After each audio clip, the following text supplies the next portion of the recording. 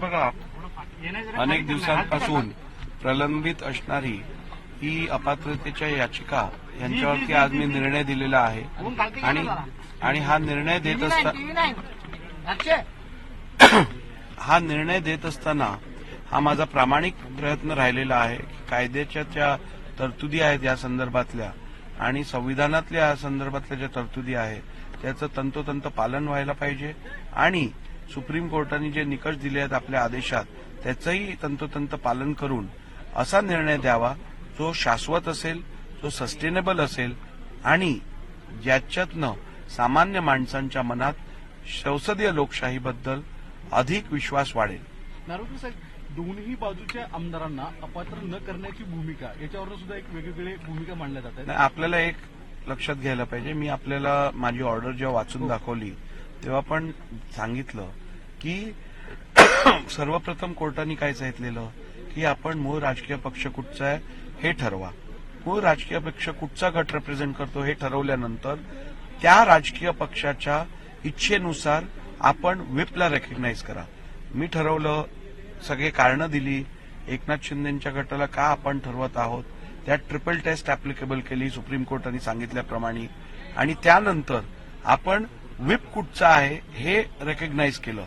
तसं झाल्यानंतरही आपल्याला माहिती आहे की प्रिन्सिपल्स ऑफ नॅचरल जस्टिसच्या अनुषंगाने जर का इश्यू केलेला व्हिप आपण योग्यरित्या बजावला नसेल तर तेही सर्व्हिस कंप्लीट मान्य केली जात नाही आणि म्हणून समोरच्या आमदाराला आपण जर सर्व्हिस कंप्लीट झाली नसेल तर पात्र ठरवू शकत नाही आणि असं अपात्र ठरवू शकत नाही आणि त्यामुळे भरत गोगावलेंनी दिलेला व्हिप ह्याची बजावणी किंवा सर्व्हिस ही योग्यरित्या झाली नव्हती आणि म्हणून आपण ठाकरे गटातील आमदारांना अपात्र ठरवलं नाही. सर, ठाकरेंनी तुमच्यावर थेट अलिगेशन्स केलेले आहेत.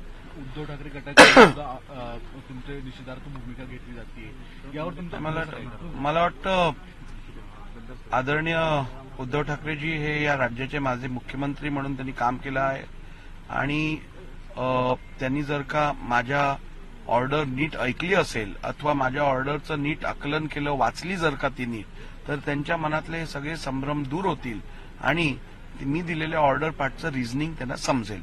परंतु कुठचंही कारण न सांगता ऑर्डरमध्ये काय त्रुटी आहेत हे न सांगता केवळ एक संविधानिक संस्थेच्या अध्यक्षांवरती असे आरोप करणं हे अत्यंत चुकीचं आहे.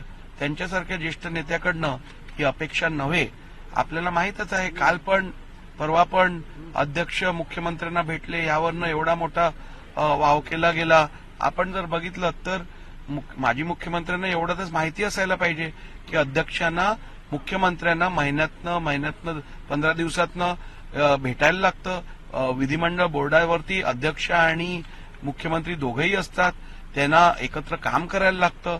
मी विधानसभेचा अध्यक्ष असताना एका विधानसभा मतदारसंघातला आमदारही आहे, त्यामुळे माझ्यावरती माझ्या मतदारसंघातल्या जबाबदाऱ्याही आहेत, तिकडचीही कामं करून घ्यायची असतात.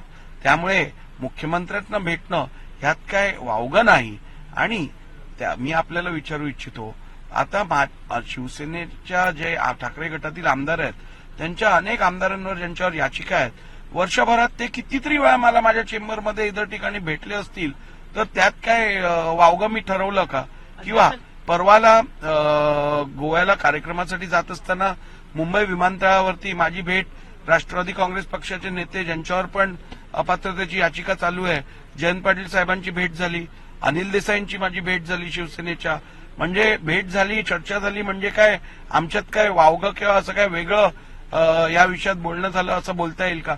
मला वाटतं असे बिनबुडाचे आरोप करून आपण एका प्रकारे एक संविधानिक संस्थेचा अवमान करत आहोत. मी दिलेल्या निर्णयात आपण घटनाबाह्य काय आहे, नियमबाह्य काय आहे हे सांगा आणि त्याशिवाय आरोप करणं मला वाटतं चुकीचं आहे. शिंदे गटाला तुम्ही मान्यता दिलेली आहे, आता ठाकरे गटाचं काय होणार? त्यांना विलीन करावं शिंदे गटात की मग ते मी माझा निर्णय दिलेला आहे, त्यांनी काय करावं हा त्यांचा प्रश्न. अध्यक्ष सर, तुम्ही कोणत्याच म्हणजे ठाकरे गटाला अपात्र ठरवलेलं नाहीये, परंतु तुमच्या या संपूर्ण निकालाची चर्चा जी आहे ती बायस पद्धतीने केली जाते. तुम्ही ठाकरे गटाला बघा, मी आपल्याला नाही आरोप मला तुम्ही करताना त्याची कारणं सांगा. बायस का, हे कारण असेल तुमच्याकडे तर मला सांगा, मी उत्तर देईन. परंतु फक्त विरोधक- तुम्ही बिनबुडाचे आरोप करणार आणि मी त्याला उत्तर देणार, ते काय शक्य नाहीये. तुम्ही कारण सांगा, माझ्याकडे तेवढा वेळ नाहीये. तुम्ही मला सांगा काय चुकलंय, मी तुम्हाला उत्तर देईन. विरोधक म्हणतात म्हणजे ठाकरे गटाला म्हणण्यात येते की तुम्ही आमदारांना, ठाकरे गटातल्या आमदारांना का अपात्र केलं नाही. आता मी Balancing तुम्हाला process. स्पष्ट मराठीत सांगितलं त्याचं कारण, त्यामुळे परत आता वेगळं काय सांगू. सर हिंदी में सर हिंदी में जानना चाहेंगे कि आप पूरी की पूरी मैच फिक्सिंग हुई है, क्या कहना चाहेंगे उद्धव गुट ने जो आपके ऊपर आरोप किए हुए हैं? कौन सी मैच की आप बात कर रहे हो? मैं तो अपात्रता का याचिका के ऊपर निर्णय दे रहा था, मैं कोई मैच के ऊपर निर्णय नहीं दे रहा था. एक तो आपको गंभीर, ये कोई मजाक नहीं है, कोई खेल नहीं है. ये जनता ने, लोक प्रतिनिधि ने चुने हुए लोगों के अपात्रता का विषय है. इसे आप मैच फिक्सिंग या मैच की तरीके से देखेंगे तो ये गलत है. और मैं समझता हूं जो लोग ऐसे समझते हैं कि इसमें किसी प्रकार की अनियमितता हुई है, तो अनियमितता क्या है पहले तो वो आप वो बताइए. केवल आरोप करना आसान है, लेकिन उन आरोपों को सिद्ध करना या उनके कारण बताना बहुत मुश्किल है, खास करके तब जब निर्णय शाश्वत रहता है, सस्टेनेबल रहता है और कानून के आधार पर लिया हुआ निर्णय होता है. उन्होंने कहा है कि स्पीकर ने एकनाथ शिंदे जी को सीएम को नहीं मिलना चाहिए था, उसके ऊपर क्या कहना? क्यों नहीं मिलना चाहिए था? क्या ऐसा कहीं नियम है कि विधानसभा अध्यक्ष जब अपना अपात्रता की याचिका पर निर्णय लेते हैं, सुनते हैं, तब उन्होंने अपनी बाकी जिम्मेदारियों को पार नहीं करना है? विधानसभा अध्यक्ष होने के नाते मुझे निश्चित रूप के विधिमंडल बोर्ड के ऊपर काम करना पड़ता है, जिसमें मुख्यमंत्री भी सदस्य रहते हैं. हर महीने 15 दिन में मुलाकात करके अनेक विषयों पर चर्चा करके निर्णय लेना पड़ता है. उसी के साथ आपको मालूम है कि मैं विधानसभा अध्यक्ष होने के साथ एक विधानसभा क्षेत्र का विधायक हूं. मेरा दायित्व बनता है अपने लोगों का प्रश्न सुलझाना, अपने एरिया में इंफ्रास्ट्रक्चर बढ़ाना.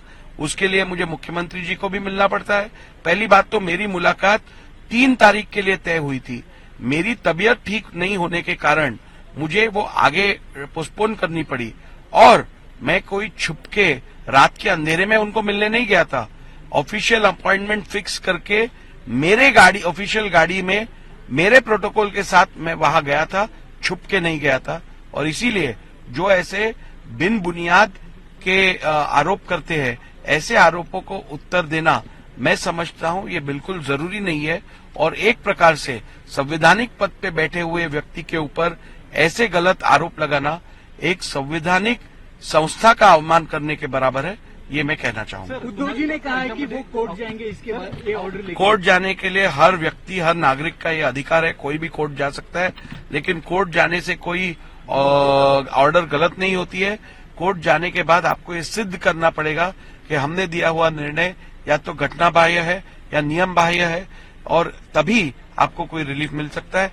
जहां तक मेरी समझ है, मैंने रीजन्ड ऑर्डर दिया है, जस्टिफाइड ऑर्डर दिया है, और उस ऑर्डर में मैंने जो निर्णय लिया है उसके पूरे कारण और रीजनिंग दी हुई है. आपने दोनों पार्टी के एमएलए को डिस्क्वालीफाई नहीं किया है. इसका उत्तर मैंने अभी दिया हुआ है, 10 बार वही उत्तर तो नहीं दे सकता. सर्वोच्च न्यायालय अवमान याचिका दाखल करण्याचे देखील भाष्य केलं जात आहे आता या संदर्भामध्ये.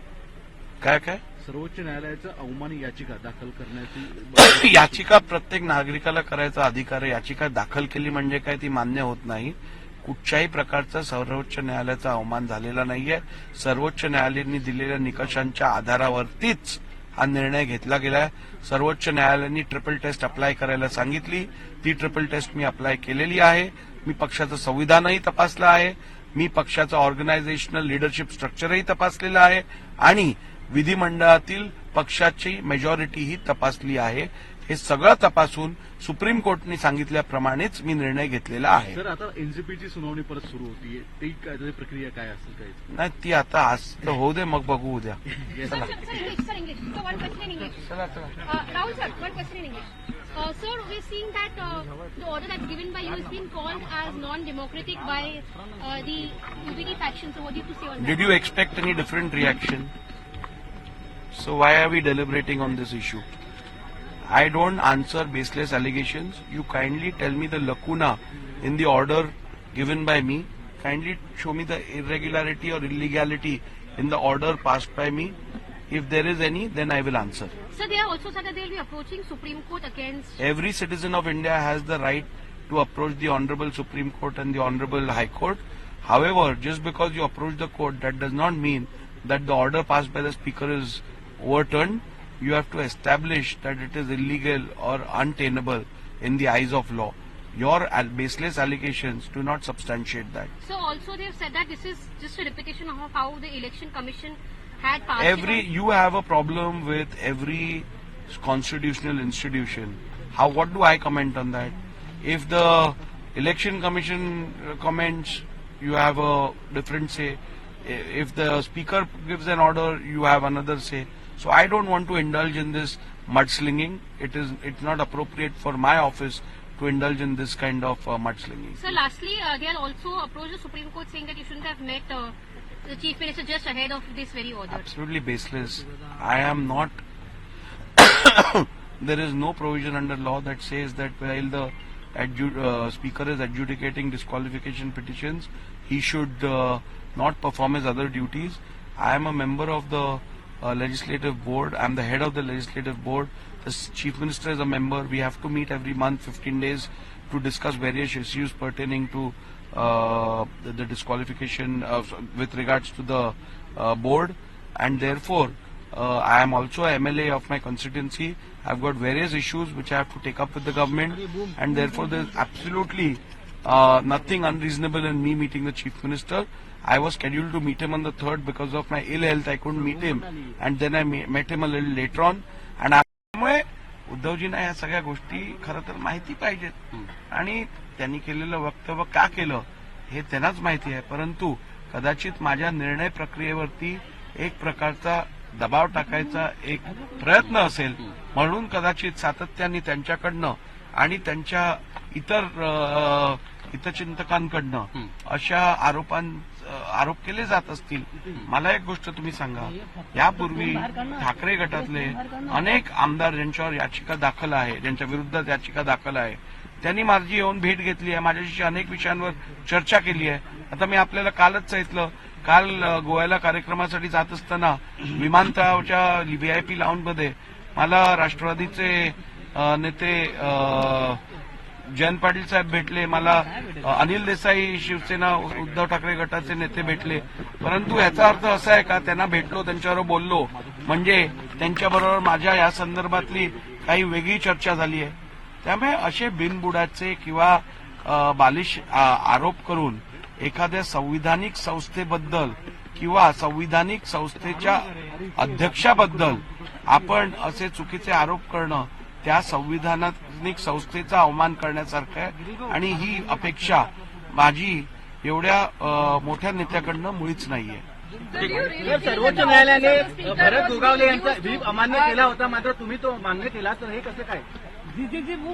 काय म्हणतात? सर्वोच्च न्यायालयाने आरोप करताय, सर्वोच्च न्यायालयाने परत गैरसमज आणि परत ऑर्डरची आपलं चुकीचं इंटरप्रिटेशन.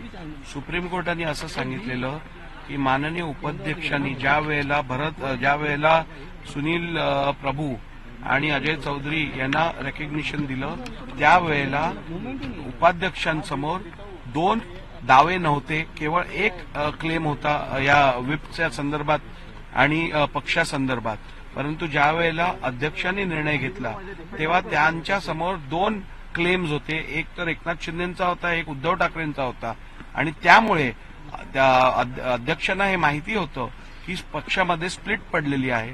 त्यामुळे या दोघांपैकी मूळ राजकीय पक्ष कोणता आहे हे जाणून न घेता केवळ विधिमंडळ पक्षाच्या स्ट्रेंथच्या आधारावरती निर्णय घेतलाय, म्हणून तो चुकीचा आहे. कोर्टाने सांगितलं की आपण पहिली मूळ राजकीय पक्ष कोणता आहे हा ठरवा, आणि तो ठरवल्यानंतर आपण भरत गोगावले अथवा सुनील प्रभू यांची निवड याला मान्यता द्या. त्यामुळे कोर्टाने असं कधीच सांगितलं नव्हतं की कायमस्वरूपी आपल्या भरत गोगावले यांची निवड ही रद्द अथवा घटनाबाह्य किंवा नियमबाह्य आहे. त्यांनी सांगितलं केवळ आपण राजकीय पक्षाचा निर्णय किंवा इच्छा काय आहे हे न ओळखता त्यांना मान्यता दिली असल्यामुळे ती चुकीची आहे. त्यामुळे कोर्टाने आपल्याला पहिली राजकीय पक्ष कुठचा आहे हे ठरवायला सांगितलं.